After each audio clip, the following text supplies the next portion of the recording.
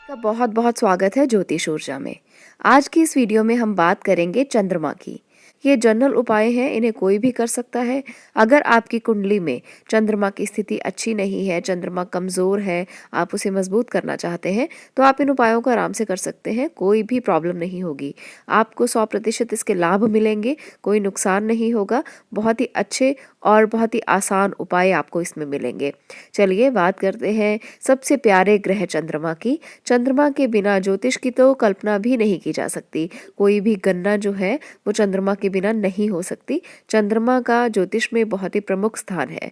दैनिक राशिफल की बात करें, साप्ताहिक राशिफल की बात करें, चंद्रमा की गणना से ही हम सबको कैलकुलेट करते हैं, हम सबको गणित करते हैं। मानव का मन और उसकी भावनाएं चंद्रमा का ही क्षेत्र हैं। अगर चंद्रमा को नियंत्रित किया जा सके तो निश्चित रूप से मानसिक दशाओं को बहुत ही मजबूती मिल सकती है।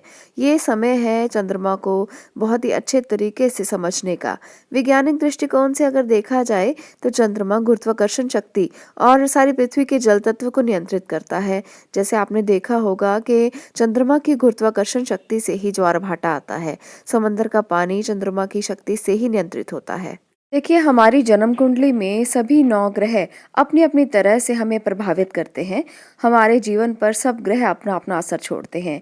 अगर ग्रह शुभ स्थिति में है तो इसका जो असर है वो अच्छा मिलता है, फल हमें अच्छा मिलता है। अगर वही ग्रह अशुभ स्थिति में हो तो उसका हमें नेगेटिव परिणाम मिलता है। वो कोई भी ग्रह हो सकता है, सूर्य है, चंद्रमा है, मंगल, बुध और इसके साथ साथ बृहस्पति, शुक्र और हालांकि राहु केतु भी अगर कुंडली में अच्छी स्थिति में है तो बहुत अच्छा प्रभाव देते हैं, और अगर वहीं खराब स्थिति में हो तो बहुत ही बुरा प्रभाव भी देते हैं। तो इसलिए आज हम यहाँ पर बात कर रहे हैं चंद्रमा की। तो चंद्रमा का अच्छा या बुरा होना किस प्रकार का प्रभाव हमें दे सकता है और कौन से ऐसे लक्षण हैं जिससे हम ये पता कर सकते हैं कि हमारे कुंडली में चंद्रमा खराब है। अगर आपके पास आपकी जन्म की डिटेल्स नहीं है, यानी कि आपका टाइम ऑफ बर्थ, आपका प्लेस ऑफ बर्थ और इसके साथ साथ आपका डेट ऑफ बर्थ आपको नहीं पता है, तो आप कैसे पता लगा सकते हैं कि आपकी कुंडली में चंद्रमा कमज़ोर स्थिति में है। यहाँ पर मैं आपको कुछ ऐसे लक्षण बताऊंगी जिससे आप ये जान पाएंगे कि चंद्रमा जो है वो कमज़ोर स्थिति में है। अगर आपके पास आपकी डिटेल्स नहीं भी हैं तो भी आप इसे चेक कर सकते हैं। चलिए उन लक्षणों की सबसे पहले बात करते हैं कि किन लक्षणों से आप जान पाएंगे कि आपका चंद्रमा कमजोर है या बली है। चंद्रमा हमारी भावनाओं से जुड़ा हुआ है। हमारे घर में हमारी माँ का कारक ग्रह है चंद्रमा, मन का कारक ग्रह है चंद्रमा। तो अगर दोनों ही खराब रहते हैं, अगर आपकी माँ के साथ आपकी बनती नहीं है या घर पर आपकी माँ, आपकी माता जो है वो अक्सर बीमार रहती हैं, उनको किसी न किसी प्रकार का भय बना रहता है, तो ऐसे में आपका चंद्रमा जरूर दूषित होगा। आप लोगों को अपने मन पर भी काम करने की जरूरत है। अगर आपकी भावनाएं छोटी छोटी बात पर आहत होती हैं, अगर आपका मन हर प्रकार से डरा रहता है, भय से भरा रहता है, अगर आपको मानसिक शांति नहीं है, तो आपका चंद्रमा जरूर खराब है। अगर आपके घर का वायव्य कोण खराब है, दूषित है, तो ऐसे में भी आपको चंद्रमा को मजबूत करने की जरूरत होगी। इसके साथ साथ अगर आप अपने पूर्वजों का अपमान करते हैं, उनका श्राद्ध कर्म नहीं करते, तो ऐसे में भी चंद्रमा दूषित होता है। माँ का अपमान करने से, उनसे विवाद रखने से चंद्रमा के अशुभ प्रभाव आपको जरूर मिलेंगे, इसलिए कभी भी ऐसा ना करें।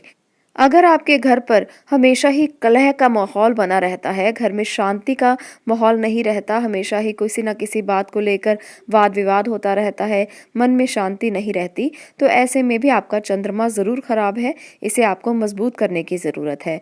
घर पर किसी को भी हृदय रोग का होना, यानी कि बायां भाग अगर आपके हृदय का तंग है, खराब है, बीमार है, तो ऐसे में भी आपका चंद्रमा कमज़ोर हो सकता है। तो ध्यान दें, आप लोगों को अपने चंद्रमा को मजबूत रखने की आवश्यकता है। चलिए अब बात करते हैं कुछ ऐसी बीमारियों की कि अगर वो आपके घर पर हैं तो आप ये पता लगा सकते हैं कि आपके घर में किसी न किसी सदस्य का चंद्रमा जरूर कमजोर है। अगर किसी को मिर्गी का रोग है, अगर किसी को कोई पागलपन की समस्या है, बेहोशी छाई रहती है, फेफड़ों के साथ संबंधित रोग है, तो ऐसे में चंद्रमा काफी कमजोर माना जाता है। अगर किसी बच्चे को या किसी बड़ी स्त्री को मासिक धर्म की समस्या है, स्मरण शक्ति कमजोर है, मानसिक तनाव और मन में घबराहट रहती है, तो भी चंद्रमा कमजोर माना जाता है। इस तरह से आप चंद्रमा के लक्षण समझकर ये जान सकते हैं कि आपका चंद्रमा बली है या कमज़ोर है। सर्दी जुकाम की समस्या अगर बनी रहती है, रोज़ाना आपको सर्दी जुकाम की समस्या रहती है, तो ऐसे में भी चंद्रमा कमज़ोर हो सकता है। इसलिए चंद्रमा को ज़रूर स्ट्रॉन्ग करें ताकि इन सब समस्याओं से आपको निजात मिल सके। यहाँ पर एक और बात का आपको ध्यान रखना होगा, अगर आपके मन में आत्महत्या करने के विचार आते हैं, अगर ऐसा लगता है कि जीवन में कुछ भी नहीं है, जीवन बहुत असामान्य है, जीवन को आप अच्छे से नहीं बिता पाएंगे, ऐसे विचार अगर आपके मन में आते हैं तो भी आपका चंद्रमा कमज़ोर है। तो ऐसे में आपको चंद्रमा को बलि करना चाहिए ताकि इन सब समस्याओं से निजात मिले, कहीं ना कहीं राहत मिले, चंद्रमा मजबूत हो और आपके मन की सारी समस्याएं दूर हो जाएं। चलिए उपायों की बात करते हैं। अब हमने यहाँ पर बहुत सारे लक्षण जाने कि किस प्रकार से आप देख सकते हैं कि आपका चंद्रमा कमज़ोर स्थिति में है। चलिए अब बात करते हैं उपायों की। ध्यान से देखें, कोई भी इन उपायों को कर सकता है, जनरल उपाय हैं। अगर आपके घर में ऐसी कोई भी समस्या किसी व्यक्ति को है तो उसके ब्लड रिलेशन में जो भी व्यक्ति है, माँ है, बहन है, भाई है, पिता है, तो वो इन उपायों को अपने बच्चे के लिए, अपने करीबी रिश्तेदार के लिए कर सकते हैं। चलिए बात करते हैं पहले उपाय की। चंद्रमा को अगर आप स्ट्रॉन्ग करना चाहते हैं तो सबसे अच्छा उपाय है आप अपनी माता के पैर छुएं। आप रोजाना ऐसा करें, चंद्रमा धीरे धीरे बहुत ही मजबूत होना शुरू हो जाएगा। चंद्रमा के लिए सबसे पहला आपके घर से जो उपाय शुरू होता है वो यही उपाय है। सुबह उठें, अपनी माँ के पैर छुएं, उनसे प्यार से बात करें, उनसे आप बहुत ही अच्छी तरह से रिश्ते को मेंटेन, संतुलित करके चलें। ऐसा करने से चंद्रमा बहुत मजबूत होगा। चलिए अब बात करते हैं अगले उपाय की। शिव की भक्ति करना, सोमवार का व्रत करना चंद्रमा का बहुत ही बेहतर उपाय है। अगर आप शिव भगवान की भक्ति करते हैं, उन्हें रोजाना गंगा जल से उनका रुद्राभिषेक करते हैं, और ऐसा अगर आप सोमवार के दिन भी करते हैं तो भी आपको अच्छे प्रभाव मिलेंगे। आप लोगों को ज़रूरी नहीं है कि ऐसा रोज़ करना है, परंतु दिनचर्या बनाएं, इसे रूटीन में करें। यानी कि अगर आप सोमवार को भी करते हैं तो हर सोमवार को आप ऐसा करें, व्रत रखें और रुद्राभिषेक करें। ऐसा करने से आपका चंद्रमा धीरे धीरे मजबूत होना शुरू हो जाएगा। चंद्रमा की कारक वस्तुएं हैं चावल, सफेद वस्त्र, वंश पात्र, सफेद चंदन, श्वेत पुष्प, चीनी, दही, मोती और इसके साथ साथ सफेद चंदन। इन सभी चीज़ों को आप दान कर सकते हैं अगर आपका चंद्रमा कमज़ोर है। परंतु इसके लिए आप लोगों को कुंडली में ये पता होना चाहिए कि चंद्रमा किस जगह पर है, यानी कि छठे, आठवें, 12वें भाव में अगर चंद्रमा है तो आप दान कर सकते हैं। अगर नहीं है तो आप लोगों को किसी योग्य व्यक्ति से अपनी कुंडली का विश्लेषण ज़रूर कराना चाहिए ताकि आपको पता चले कि चंद्रमा की पोजीशन क्या है। आप ऐसे ही इन चीज़ों का दान ना कर दें, क्योंकि दान करने से वो चीज़ें आपसे दूर होती हैं और इससे आपको नुकसान भी हो सकता है। तो इसलिए आप लोगों को दान के महत्व को समझना चाहिए। दान करना ज़रूरी है, परंतु ये किस कंडीशन में और कौन से ग्रह का करना चाहिए इसका भी आपको ज्ञान होना चाहिए। तो इस प्रकार से आपको दान का जो पूरा तरीका है वो पता होना ज़रूरी है। अब बात करते हैं अगले उपाय की। 2 मोती या 2 चांदी के टुकड़े लेकर एक टुकड़ा आप पानी में बहा दें और दूसरा अपने पास रख लें। ऐसा आप किसी भी सोमवार के दिन कर सकते हैं। ये भी एक बहुत अच्छा उपाय है चंद्रमा को मजबूत करने का, परंतु ये उपाय भी किसी योग्य ब्राह्मण के देखरेख में या योग्य ज्योतिषी के देखरेख में ही आपको करना चाहिए। कुंडली के छठे भाव में अगर चंद्रमा हो तो ऐसे में दूध या पानी का दान करना भी अच्छा रहता है। छबील लगाते हैं कुछ लोग, दूध का दान करते हैं, पानी का दान करते हैं, परंतु ये भी तभी करना चाहिए अगर आपका चंद्रमा कमजोर स्थिति में है। अगर मजबूत और बली चंद्रमा है तो उसे जो आप अच्छा कर सकते हैं वो किसी और तरीके से भी किया जा सकता है, परंतु कमजोर है अगर आपका चंद्रमा, दान तभी करने चाहिए। सोमवार को सफेद वस्तु जैसे दही, चीनी, चावल, सफेद वस्त्र जैसे कि मैंने आपको बताया, इन सब की दक्षिणा या दान आप दे सकते हैं। आप लोगों को सोमवार के दिन ओम सोम सोमाय नमः इसका आप 108 बार जप करते हैं। अगर शिव मंदिर में जाकर करते हैं तो बहुत ही अच्छा है। अगर घर पर भी करते हैं तो भी इसका प्रभाव आपको बहुत अच्छा मिलेगा। आपका चंद्रमा धीरे धीरे मजबूत होना शुरू हो जाएगा। चंद्रमा का सबसे अच्छा और सबसे मजबूत उपाय मैं यहाँ पर ये कहूंगी कि अगर आप पूर्णमासी का व्रत करते हैं, पूर्णमासी के चंद्रमा के नीचे थोड़ी देर बैठकर ध्यान करते हैं, तो इससे बढ़िया उपाय कोई नहीं हो सकता। आपकी सारी दिक्कतों का ये एक ही इलाज है। पूर्णमासी का व्रत करें और पूर्णमासी के चंद्रमा के नीचे 10 मिनट बैठकर आप ध्यान करें, मेडिटेशन करें, योग अभ्यास करें। ऐसा करने से आप लोगों का चंद्रमा बहुत मजबूत होगा। कोई भी नेगेटिव प्रभाव आपके चंद्रमा के आपको कभी नहीं मिलेंगे, चाहे वो कितना भी कमजोर क्यों ना हो। तो इस उपाय को जो जो लोग आजमा रहे हैं वो ये बताते हैं कि उनको कितने अच्छे प्रभाव इसके मिले हैं। अगर आपका चंद्रमा बली भी है तो भी अगर आप इसे करते हैं तो वो और मजबूत स्थिति में आ जाएगा और भी इसके अच्छे फल आपको मिलेंगे।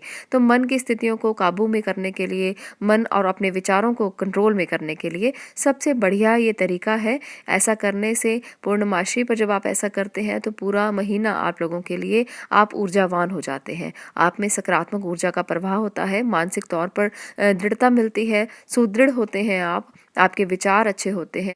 जो लोग इस उपाय को कर सकते हैं वो ज़रूर करें। ये उपाय नहीं है, ये एक तरह से आपका योगाभ्यास है, आपका मेडिटेशन करने का तरीका है और आपका पूर्णमासी के दिन एनर्जी लेने का एक तरीका है। अगर आप इसको कर सकते हैं तो आप मुझे कमेंट करके ज़रूर बताएं कि आपको क्या रिज़ल्ट मिले हैं, कैसा इसका आपको अनुभव रहा।